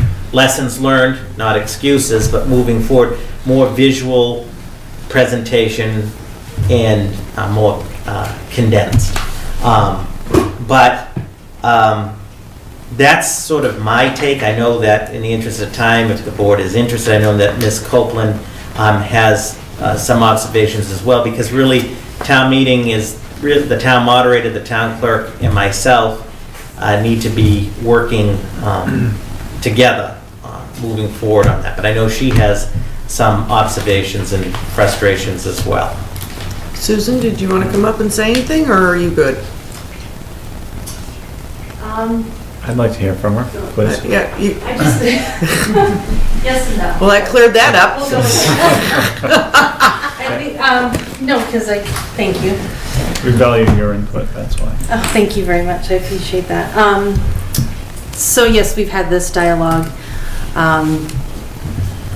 amongst not only just with Robert and Carly, but with also the department heads. So I want to sit down and speak on behalf of my colleagues, because leading up to town meeting, I guess to take a step back, since I've started here, even as elected, now I'm appointed, but that doesn't matter.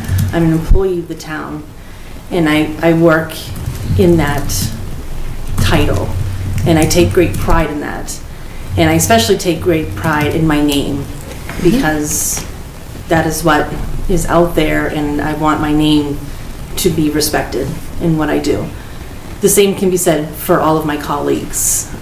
These are professionals, educated with years of experience. There's a lot that goes into this behind the scenes, and to leave at the end of town meeting feeling defeated or being looked at that you are not, you don't know what you're doing, you're a mess, what are we paying you for, which is understandable, but you don't get that time to present everything and all the hours that go into this. It's frustrating and it's discouraging. And again, it's your name. It's when you stand up and you're going to explain something. And even, we go back and forth. You want to present as positive and crisp as you can, but you even put in like the negative or something to present a question so that someone does get up to the microphone and asks a question, to have the dialogue with the public. That's the point of town meeting. That's, as much as we want to move forward with government and make things more streamlined, and technology is great, but the form of government is town meeting government. It's respected. It's what we still can hold on to. So, and we're trying to bring in new people, volunteers, people to get involved. And if that's their impression, it's hard overall to get them into town meeting, to get them to come to the polls to vote on every single issue, every single election that we have this year. That was a little plug. But so that's where the frustration comes, and I see it in talking with my colleagues and don't be discouraged. We're going to be able to fix this. We got to work together. And I have my faith in the board that you all respect us and are listening to us and want to make this right. Because I don't want to sit on that stage. I don't want to look out in the crowd. And I don't want this, impression that we're trying to pull a fast one. That is not the intention. And I work with a lot of really outstanding people in their fields, and it's not right. This needs to be done properly. And the taxpayers, the residents that are in the audience, they have every right to ask questions. And again, that dialogue needs to be there with the board, whether it's the FinCom, whatever the presenting board or committee is. That's town meeting. That is the basis of our government. And we need to get back to that and get that core and respect back with all the moving parts and get us on the right track, because we have a really great thing in this town and we just got to get it back on track. So that's sort of where I come from, is I want to keep the unity and the cohesiveness together. So however we can work this out will just be good for everyone. But I was disappointed that night, because I know we can do better. We are better than that. So. You were disappointed. I myself personally was mortified. And actually, after, I think the next week, I saw someone, they said that their quote was, "I haven't laughed that hard in years." And that's not really what the governmental process is all about. I think it's worth asking the moderator to come so we can have some discussions. Good luck. I am a little disappointed that we have had this discussion. He was not invited in the first place, because I think it's just fair that we should do that going forward. But yes, reach out to him. No, we can still have this discussion, because, this is about our people, whether he's here or not. But there's some tone towards the moderator himself. Well, he doesn't also respond when he's asked either. Can't respond if we don't ask. Well, even when he's asked. So that's all. So, So thank you for your input, Susan and Robert and Janice. Thank you very much. I completely agree with everything. As when I was on Finance Committee, that was the one thing I was noticing with, especially the annual town meeting where we're going through the budget, fewer and fewer questions every year, and it seemed like a very rushed process. And, you know, to your point, if you don't have those conversations, that's not part of the process. You know, you need that back and forth so that it fosters people's energy for democracy. Okay. Thank you. Thank you. Thank you.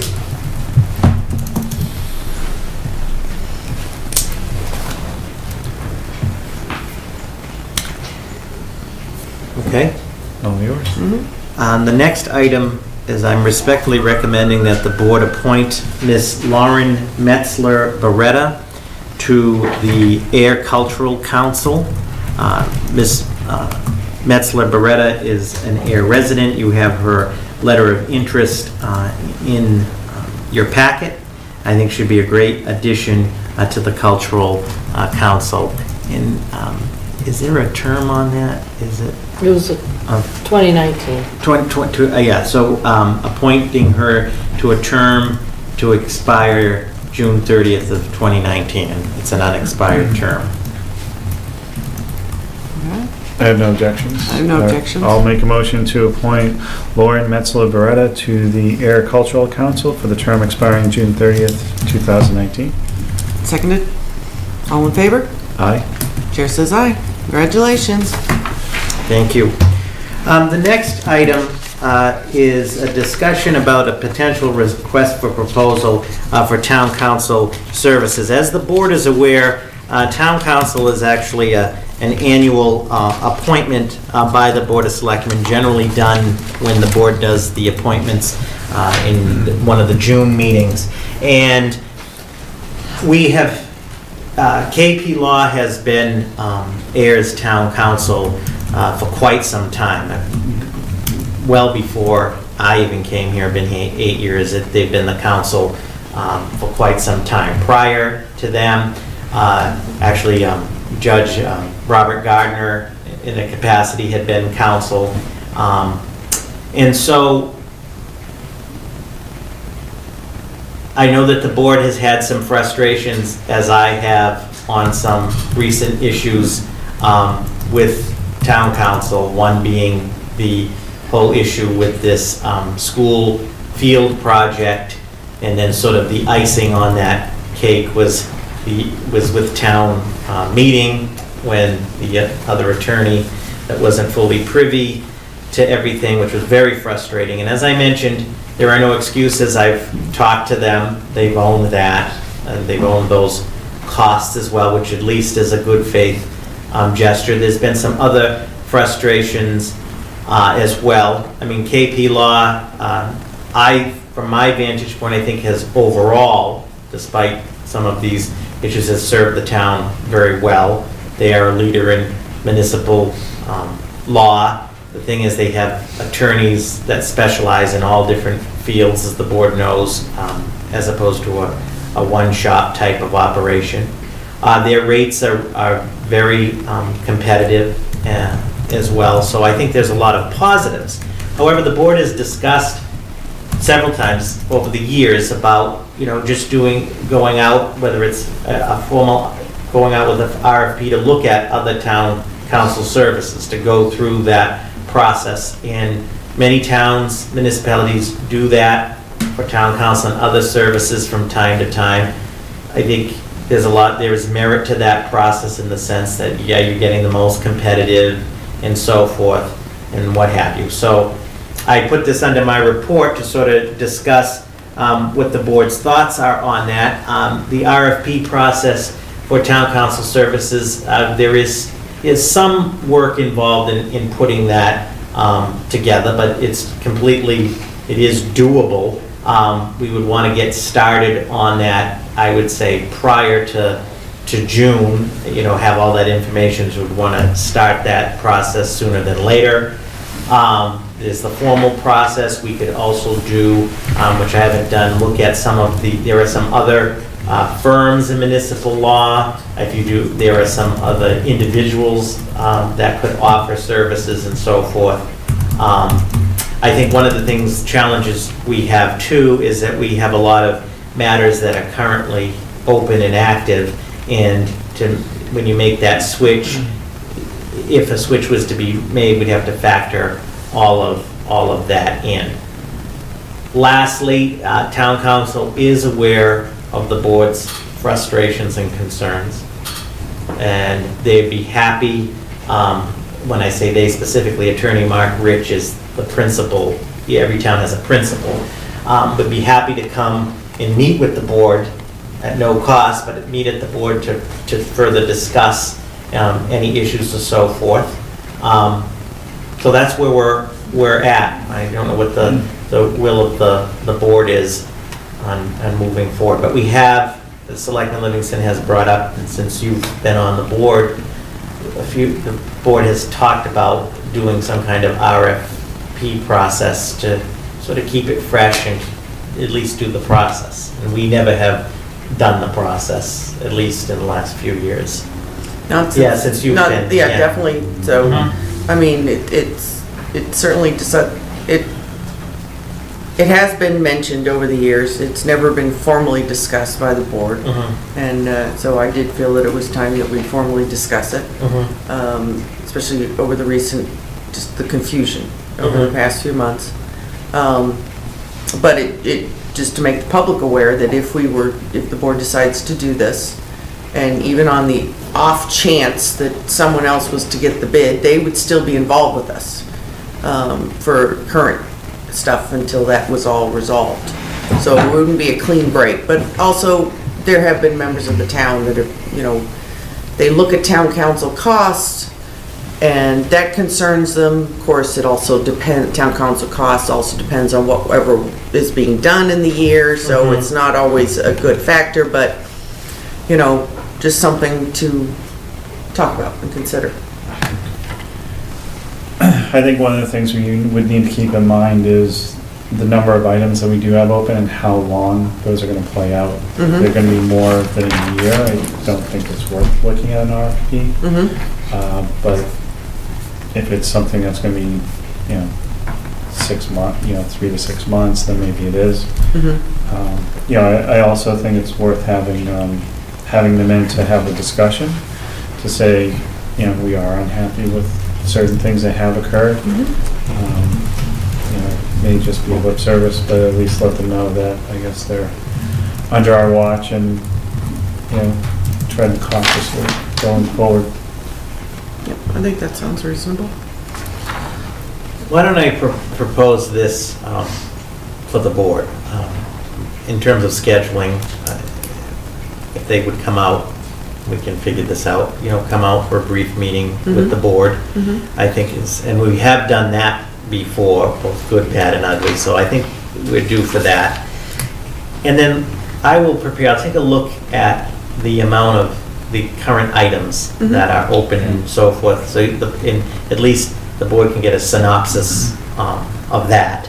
And we'll also take an initial look at some other potential, now it can be individuals as well, it's up to the board, so I don't want to preclude that, but at least get some initial information of the big competitors, just as a snapshot, and we start there.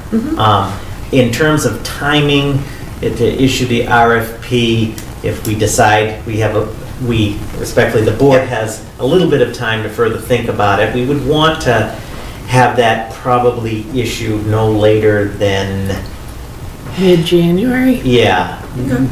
Say February 1st, absolute latest. Yeah. So, but let's get some more information. Let's have them come out. And there are some municipalities that just do this as standard practice every 3 years or so forth. So, but How long have they been with the town fair? I have to look it up. They've been quite a while. 1871. Yeah. Since at least the mid-90s, The I would say. mid-90s. Really? Yeah. Yeah.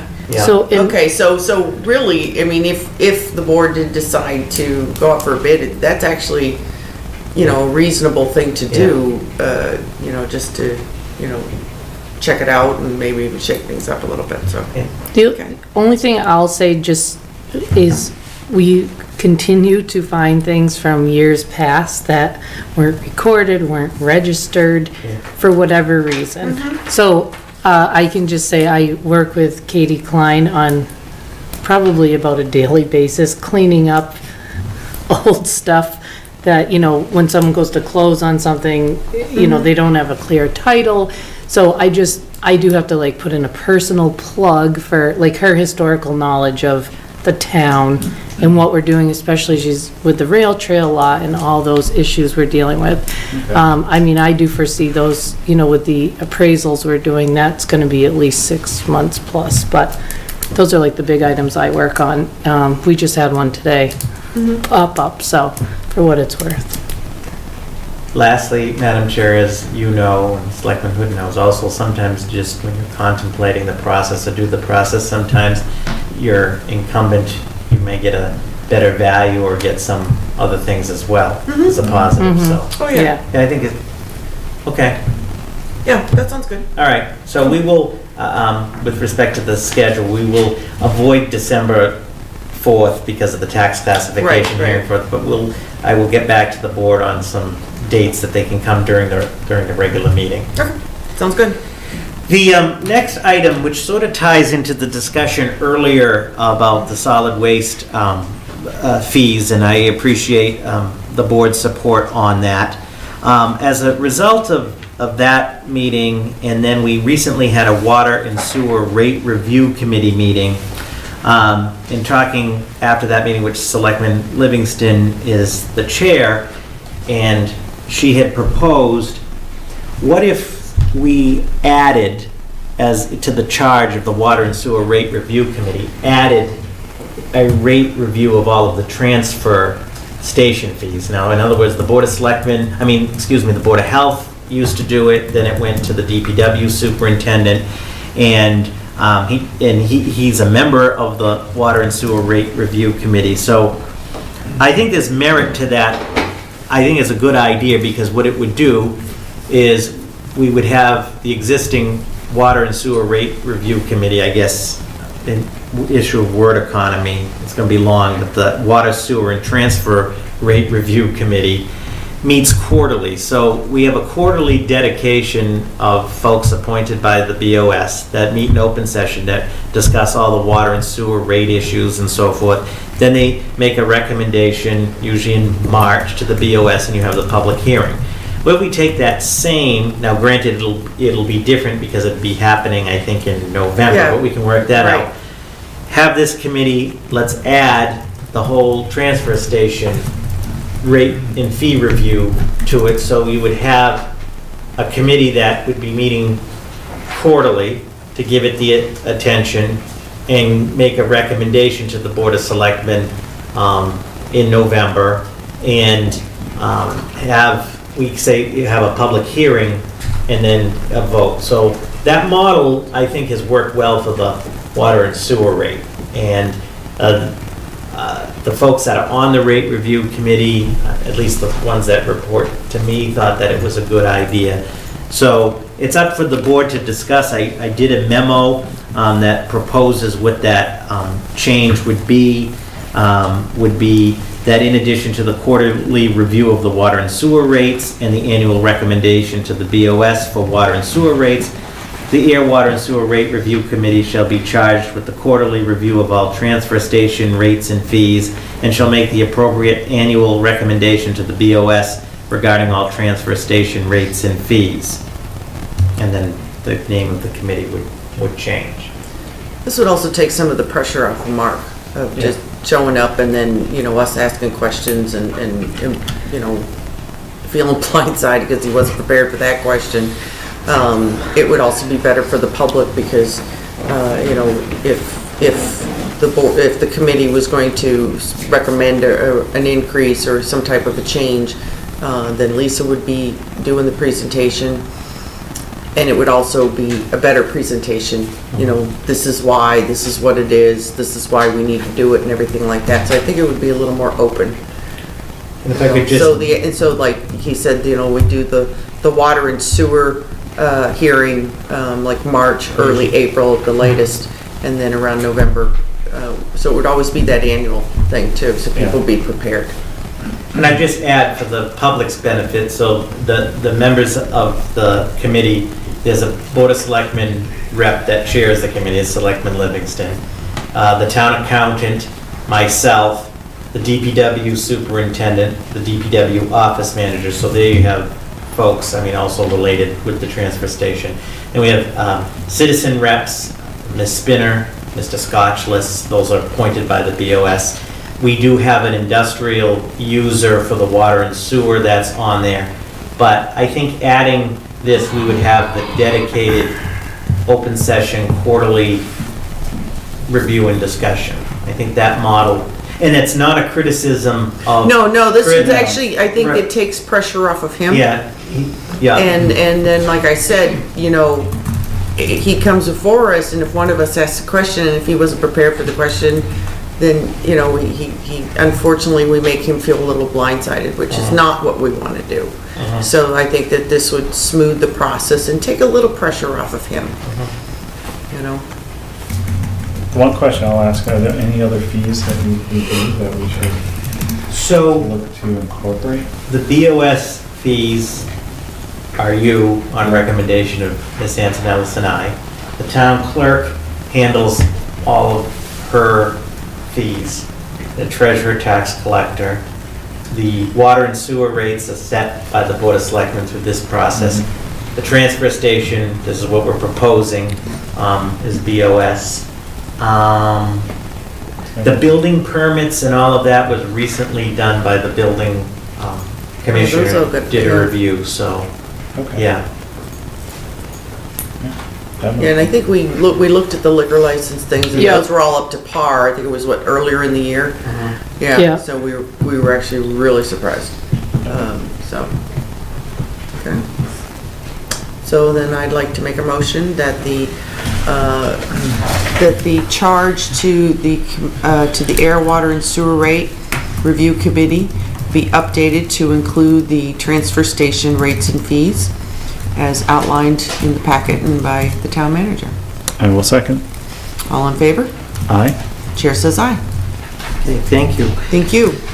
The next item, you have the memo at the request of the board, as you discussed at the October 16th meeting, was the idea of establishing a Ayer Devon's Jurisdiction Disposition Study Committee. And as Selectman Livingston reported at that meeting, she and I had met with our counterparts over in Harvard that have formed a committee to this effect. And I think we all agreed, the board on the 16th, that we should do something similar. In other words, that date of 2032 Right. will be here sooner than we think. And as we all discussed, it's better to be proactive in the sense to put together a plan to submit to the state instead of being reactive. And the first step with this committee would be to look at all of the Ayer jurisdictional disposition issues, just like they are in Harvard,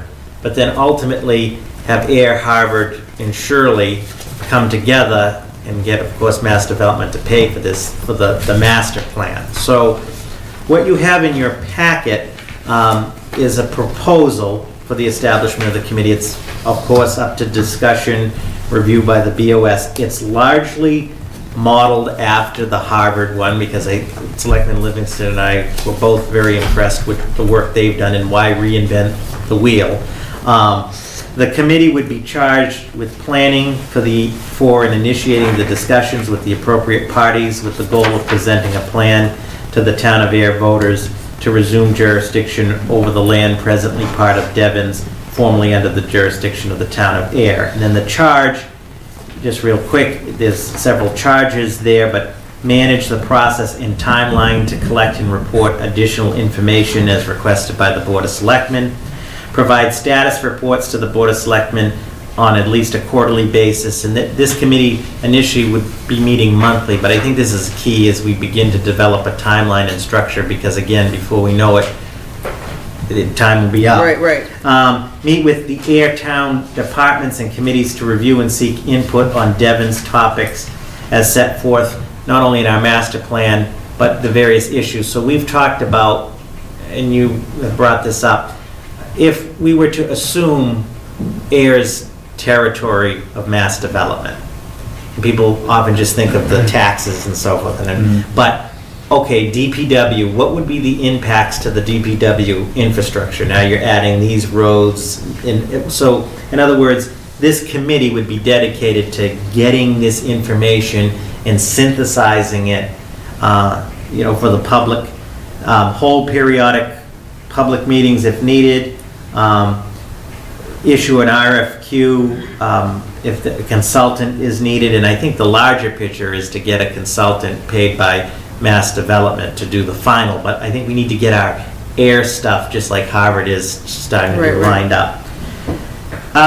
The composition of the committee, and again, it's up to the Board of Selectmen, which proposed in the memo that there'd be one member of the Air Board of Selectmen, 2 members of the Air Planning Board. Members at large would be 5 residents, at least one of whom lives on Devons, and the Air Director of Economic and Community Development, but he'd also be supported by the town planner in my office, but those would be in support roles, but he would, that position would be a member.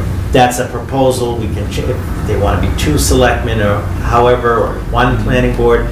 And I just want to point out the committee will be subject to the open meeting law and public records law, so there's going to be public posted meetings anyway. So on the 5 residents, at least one of whom lives on Devons, didn't Harvard do 2? Did the 2 had to live on Devons? They did. I think it should be at least 2 of whom live on Devons, because this would ultimately impact them very big too. Okay, and like I said, this is to start the discussion with the board, however you want to set it up. The last 2 things I just wanted to point out is that I would recommend that in terms of funding, as I put in here, as part of the FY 2020 budget, if we move forward, this is what they are going to do in Harvard as well, is put $5,000 for the committee to cover any costs, with disseminating documentation, some seed money, so there may be some costs there. Again, there's a lot here in the memo. There are a lot of options and so forth in terms of the composition and so forth of the committee, because for it to be successful, it's going to require a lot of work, as we know, and in some of our past efforts that are either too big, they tend not to get as focused and so forth. Right. But I do believe that the Harvard model, I give them full credit, we should adopt that framework. Oh, I agree. And let's get all of our air issues defined, and what is jurisdiction and disposition look like, and also be ready at the table with Harvard and Shirley. I mean, Shirley, I'm not aware has started anything yet, but to then get Mass Development, so we have the plan that we want, and they pay for it. So, that's... All right.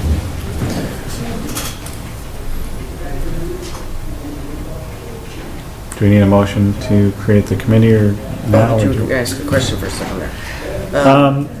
No, I don't have any questions. I agree with you. I think that on the residents, it should be 2 that live on Devons, because it would give, just different viewpoints from 2 individuals on there. So 3 air, okay. Yeah. Okay.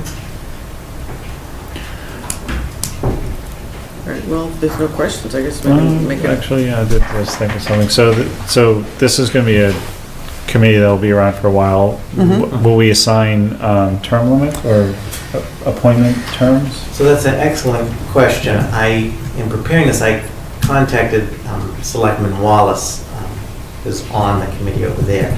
In Harvard, they were appointed by the Board of Selectmen, but they didn't assign a term yet. You know what I'm saying? Because it's going to be more than, let's be honest, it's gonna be more than a year effort. Right. So if you just make it a year, then you're gonna lose a bunch of folks and so forth. But they sort of just left it open, which from time to time on some of our efforts, we've done the same. So there is no term. Okay. The other question is if we have individuals on the committee who are not, say, pulling their weight, attending meetings, et cetera, just to confirm Board of Selectmen would have the ability to remove them from the committee? Yes. Okay. So as the board is aware, the Board of Selectmen in on these instances has the power to appoint. It also can remove with cause, meaning like extreme absenteeism is one reason, yeah. I think that's a good point, because we really, it needs to be a focused, dedicated effort to be successful. Okay. And we would advertise, if the board, of course, we will advertise for the opportunity. I anticipate we'll get a lot of interest in applicants, and the board has the right to interview, obviously, them as well. That's all I had for questions. Okay. All right. No, I think you brought up a good point. So as far as like the appointments, I mean, that's always something too, that in the first year, if it gets established, we could always then say, okay, now we're going to appoint and have a term of like maybe 2 years or something. Because the first year, I think it'll probably have some little rough edges. They'll set up the So, structure and Yeah, how yeah, things will so work. that's always something that we can always, readdress Okay. later, so, I think that's a good point, so. All right then, I'll make a motion, to establish the Ayer Devon's Jurisdiction Disposition Study Committee, as outlined in the packet and amended as we stated with as far as the residents. Did I end the sentence? It didn't, it just kind of fell apart. So, I think it was close okay. enough. I'll second. Thank you. All in favor? Aye. Chair says aye. Okay, congratulations, all right. All right, so we will have more to report on that. We will begin advertising for interested individuals. Now, the next item is I'm respectfully recommending, or respectfully requesting that the board vote to approve the access easement for Depot Square as authorized by town meeting on May 14th of 2018. As the board will recall in the map, the diagram behind Selectman Livingston, right there, as the construction of the town's project, in working with the businesses and so forth, we wanted to have an easement as approved by town meeting that will allow safe and more efficient truck traffic turning and delivery and won't impact the project. So since town meeting authorized the selectmen to develop that easement, we've worked over the last few months, and again I want to thank Carly, took the lead on this. We're proposing that the board approve that permanent access easement in Depot Square. It has been signed by the Yes. Worthingdale as well. Yep. Okay. Any objections? Nope. All right, I will make a motion to approve the access easement for Depot Square between the town of Ayer and Worthingdale Realty Corporation. Seconded? All in favor? Aye? Chair says aye. And that one is finally done. And just as we finish one, on to the next one. Yeah, I know, I saw that. I'm like, oh. As Ms. Antonellis mentioned earlier in her remarks, we continue to find never-ending surprises in the great town.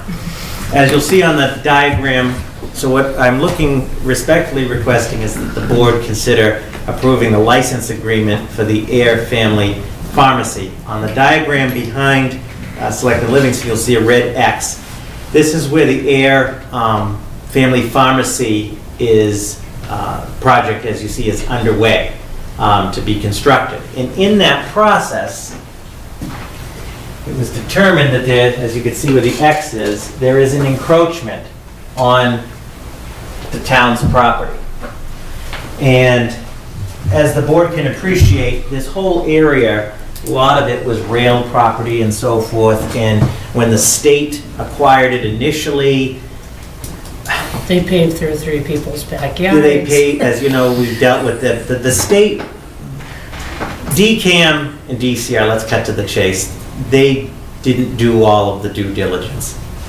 And we did correcting the first issue, but then we found this issue here. It's not the fault of Ayer Pharmacy or so forth, but the solution is to enter into a license agreement that allows this encroachment. I mean, obviously, we're not going to tear down their building. So encroachment probably already existed when the other place was there. Yeah, it probably did. And nobody knew. And nobody knew, and the state didn't get all the way down. The issue is because now we know of the encroachment, without a license agreement, because they're getting ready to go to site plan review, before they can go through the site plan review process, we have to resolve this issue, if you will. So what I'm respectfully recommending is a license agreement that was developed by Ms. Antonellis and Town Council that will resolve the encroachment issue. I mean, there's no impact to the town and there's no impact to the proposed project. It's already there, but it will allow legally, it will resolve this issue and they can move forward Ayer Pharmacy with site plan review, which will be coming before the planning board shortly. And the fee will be $1? And the fee Yeah. would be $1. Inflation. And Madam Chair, just, in discussing with council, this approach was much quicker and doesn't involve DCAM in the state, Yes. which could hold up everything for God. you, as we all know. So Decades. the license, it is a revocable license, but, as I've discussed with the family pharmacy, the extreme end is we could say you're encroaching, tear down your building. Obviously, no one wants to do that. So this was, Katie and I came up with, this approach. And it allows them just to access it and maintain it. And, we're totally held harmless by the nature of the agreement. Something were to So go just wrong. out of curiosity, where again is the encroachment, where the red X is? So here's our property line, this dark line. Right. And so here is the building on our property.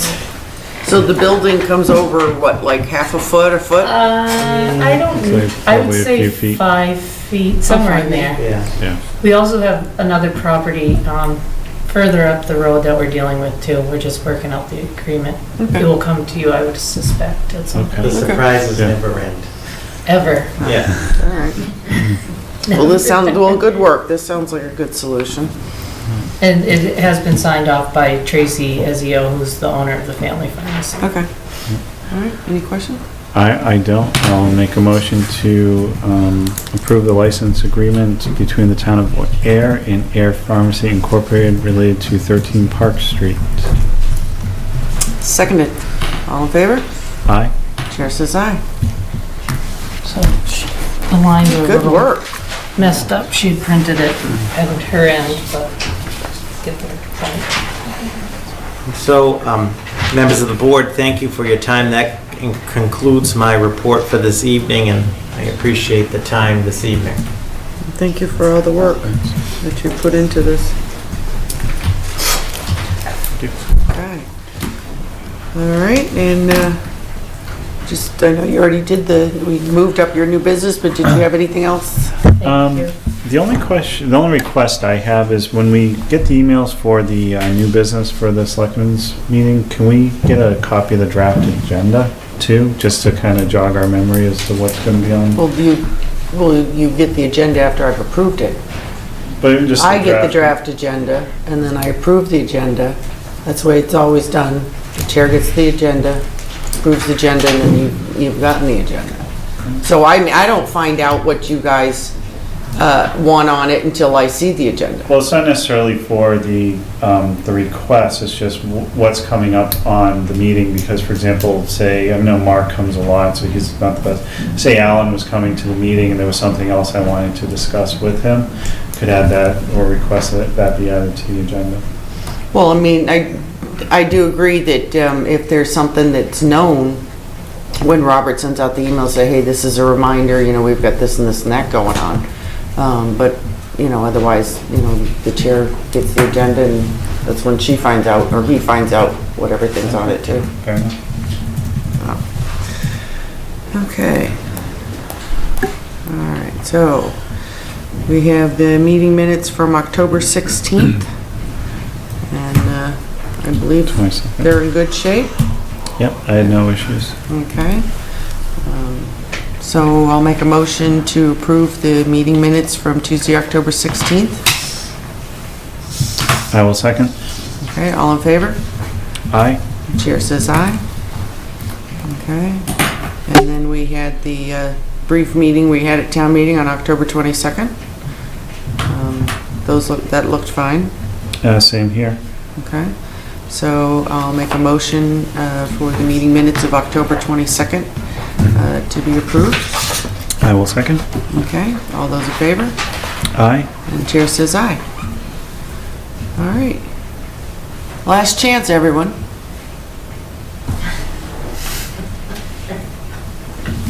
Okay, all right.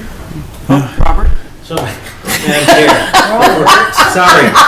So, just, See this little hand going, oh, wait! so the board's next meeting is December 4th. Right, we had put November 27th as a standby if Right. needed.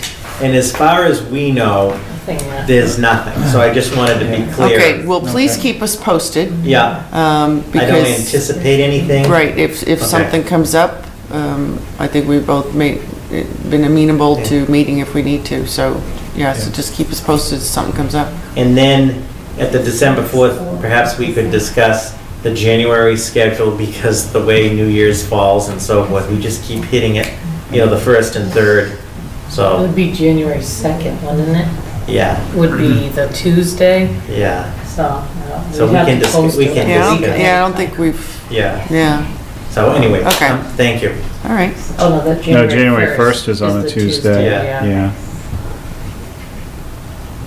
Oh, so Okay. yeah, so we would have to either Yeah, we meet on can- a Wednesday or do the following Or the week, 8th. so, yeah. We'll put it, Yeah, so, Discuss okay, it. so yeah, let's definitely discuss that, and then, until we go to discuss it, we'll just keep it in the back of our head as we're okay. looking at the calendar, so that if something comes up. And then, reminder, tax classification hearing on December 4th, right in this room. And more importantly, don't forget to vote December 11th. Okay?